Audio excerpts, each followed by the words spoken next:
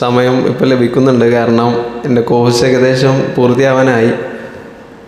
Exam തീരാറായതുകൊണ്ട് ഇപ്പോൾ ഒരുപാട് ഒഴിവ് സമയങ്ങളുണ്ട്. അപ്പോൾ അദ്ദേഹം ചോദിച്ച ചോദ്യം നല്ലൊരു, എനിക്ക് പേഴ്സണലി റെലവൻ്റ് ആയിട്ടുള്ള ചോദ്യമാണ്. ഞാനിപ്പോൾ എപ്പോഴും ഒഴിവ് സമയങ്ങൾ കിട്ടുമ്പോൾ അതെങ്ങനെ പ്രൊഡക്റ്റീവായി ഉപയോഗിക്കാം, അല്ലെങ്കിൽ നല്ല രീതിയിൽ അതെങ്ങനെ വിനിയോഗിക്കാം എന്ന് ചിന്തിക്കുന്ന വ്യക്തിയാണ്. അതുകൊണ്ട് തന്നെ ഇപ്പോൾ ഒഴിവ് സമയം കിട്ടുമ്പോഴോ, അല്ലെങ്കിൽ നാളെ മുതൽ കുറച്ച് ദിവസം അവധിയാണ് എന്ന് സ്കൂളിൽ നിന്ന് അറിയിക്കുമ്പോൾ അല്ലെങ്കിൽ കോളേജിൽ നിന്ന് അറിയിക്കുമ്പോൾ ഞാൻ പുസ്തകം എടുത്ത് എഴുതാൻ തുടങ്ങും. ഇനി നാളെ മുതൽ ചെയ്യേണ്ട കാര്യങ്ങൾ എന്തൊക്കെ, അല്ലെങ്കിൽ പഠിക്കേണ്ട കാര്യങ്ങൾ എന്തൊക്കെ എന്നുള്ളത് ഒരുപാട് കുറിച്ചിടും. അതിൽ പകുതിയും നടക്കാത്ത കാര്യങ്ങളാണ് ഒരു ഒഴിവ് തീരുമ്പോൾ നടന്നിട്ടുണ്ടാവില്ല. പക്ഷെ എന്നാലും എനിക്കൊരു വിഷൻ അല്ലെങ്കിൽ ഒരു ലക്ഷ്യം ഉണ്ടാക്കാൻ അത് സഹായിച്ചിട്ടുണ്ട് എന്ന് ഞാൻ കരുതുന്നു. അപ്പോൾ ഇപ്പോൾ ഒരനുഭവം പറയാം സാറ്. എനിക്കിപ്പോൾ ഒരു 30 ദിവസത്തിൻ്റെ അടുത്ത് ഒഴിവ് കിട്ടി. കാരണം എൻ്റെ പരീക്ഷ കഴിഞ്ഞ ഡിസംബറിലാണ് കഴിഞ്ഞത്. അതുകൊണ്ട് ഒരു മാസത്തോളം എനിക്ക് അവധിയായിരുന്നു.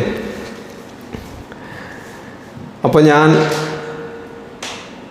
ഒരുപാട് കാര്യങ്ങൾ പഠിക്കണം എന്ന് തീരുമാനിച്ച് കുറച്ച് എഴുതി വെച്ചു. അതിൽ കുറച്ച് കാര്യങ്ങൾ ഇവിടെ പറയാം. എനിക്ക് ഇംഗ്ലീഷ് സംസാരിക്കാൻ കുറച്ച് പിന്നോക്കമാണ്. അതുകൊണ്ട് ഞാൻ അത് പഠിക്കാൻ വേണ്ടിയിട്ട് ഇംഗ്ലീഷ് സിനിമകൾ, കാരണം എനിക്ക് സിനിമകളോട് കുറച്ച് താല്പര്യമുണ്ട്. അതുകൊണ്ട് ഇംഗ്ലീഷ് സിനിമകൾ കാണുകയും അല്ലെങ്കിൽ ഇംഗ്ലീഷ് പാട്ടുകൾ കേൾക്കുക, അതിൻ്റെ ലിറിക്സ് പഠിക്കാൻ ശ്രമിക്കുക. അതുപോലെ ഇംഗ്ലീഷ് പുസ്തകങ്ങൾ ഞാൻ കുറച്ച് ആയിട്ട് വായിക്കുന്നുണ്ട്.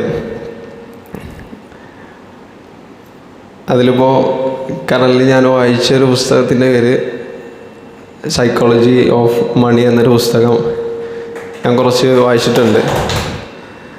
അപ്പോൾ അതുപോലെ ഒഴിവു സമയങ്ങൾ നമുക്ക് ലഭിക്കുമ്പോൾ എങ്ങനെ അത് നല്ല രീതിയിൽ, അല്ലെങ്കിൽ നമുക്കത് പേഴ്സണൽ ഡെവലപ്മെൻറ്റിന് വേണ്ടി ഉപയോഗിക്കാം എന്ന് എപ്പോഴും നമ്മൾ കഴിയുന്ന രീതിയിൽ ശ്രമിച്ചുകൊണ്ടിരിക്കണം എന്നാണ് എൻ്റെ ഒരു അഭിപ്രായം. എൻ്റെ മറുപടി തൃപ്തകരമാണെന്ന് വിശ്വസിക്കുന്നു.